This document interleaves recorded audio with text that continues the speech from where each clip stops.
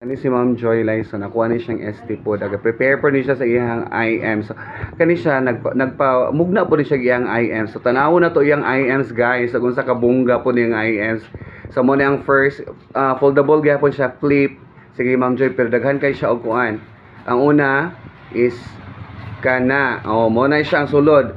An informative essay is a type of, unya na, sige, kana mo nang first niya. The next,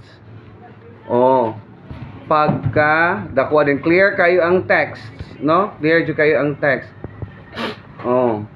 Dayon, unsa na isa isunod ana? Kinahanglan ma-memorize jud.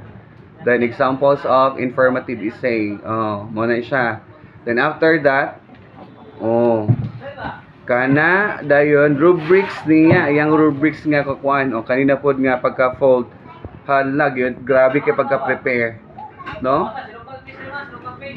Next, napagod ay ang assignment. Ano na last? Mo na ni siya ang last, ang assignment. Pagwapahay gud sila og IMs guys. Ambot ani niya siya mo pa niyang mugna, di ba?